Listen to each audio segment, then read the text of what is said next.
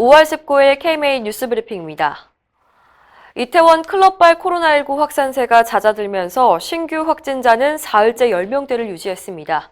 하지만 3차 감염 사례가 또 발생했습니다. 어제 영등포구 29번 확진자의 아내인 70대 여성이 영등포구 30번째 환자로 판정됐는데요. 29번 환자는 앞서 지난 5일 이태원 클럽에 다녀왔다가 확진된 병원 작업치료사에게 치료를 받는 과정에서 감염됐습니다. 이 환자의 아내는 2차례 검사에서 잇따라 음성 판정이 나왔지만 어제 양성 판정을 받으면서 추가 확진 가능성에 당국이 긴장하고 있습니다. 내일부터 고3을 시작으로 학생들이 차례로 학교에 갑니다. 코로나19 여파로 등교 개학이 미뤄진 지 79일 만인데요. 아직 이르다는 목소리가 이어지자 서울시 교육청은 중학생과 초등학생은 일주일에 최소 한 번 이상 학교에서 수업하면 된다고 했습니다. 다만 대입 준비가 급한 고3은 매일 학교에 가야 합니다. 학생들의 움직임을 최소화하는 것이 관건인데요. 교육부는 학급당 인원을 30명 이하로 분산하겠다는 방침입니다. 또한 하루 2번 이상 발열 검사를 하고 시차 등교와 시차 급식, 그리고 원격 수업을 병행하는 방안을 제시했습니다. 코로나의 여파로 병원들이 당장 직원들에게 줄 월급도 없어서 심각한 자금난에 시달리고 있습니다.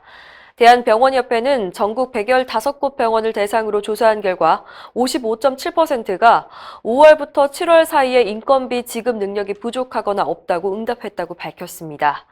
코로나19 전담 병원에선 경영 정상화까지 최소 9개월 넘게 걸릴 것으로 보여서 병원을 떠나는 의료진들이 늘고 있습니다.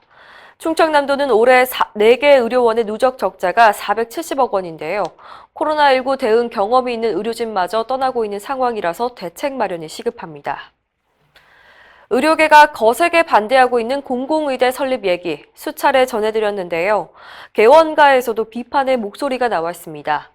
대한개원의협의회는 18일 성명에서 정부가 포스트 코로나를 내세워 원격 의료와 공공의대 설립을 추진하려 하는 것은 의료진의 사기를 짓밟는 일이라고 공분했습니다. 대개협은 정부가 얘기하는 K방역의 실체는 탄탄한 민간 의료가 핵심이고 대구 경북으로 달려간 의사들이 공공의대에서 나올 수 있는 것이 아니라고 꼬집었습니다. 현재 의료 인프라 안에서 교육과 지원을 해야 한다는 지적입니다. 의학교육단체도 공공의대 반대에 힘을 실었는데요. 한국의학교육협의회는 의학교육적 측면에서 공공의대가 지속 가능한 방법이 아니라고 지적하며 의료계를 배제한 정부의 공공의대 급조안을 반대했습니다. 대한의사협회가 전화상담과 처방에 대한 전면 중단을 회원들에게 권고했습니다. 전화상담은 코로나 사태에서 일시적으로 허용한 것이었는데 정부가 이를 빌미로 제도화를 추진하고 있기 때문입니다. 의협은 어제 권고문에서 국민을 위한 선의로 일부 시행하고 있는 전화상담이 원격 의료의 빌미로 더 이상 정부에 악용당해서는 안 된다고 밝혔습니다. 원격 의료는 안정성 확보가 어렵고 졸속으로 추진할 경우 의료 체계 붕괴로 이어질 수 있다는 게 의료계 입장인데요. 의협은 정부의 이 같은 행위는 비상시국에서 의사들의 등에 비수를 꽂는 파렴치한 배신 행위라며 회원들의 적극 동참을 호소했습니다.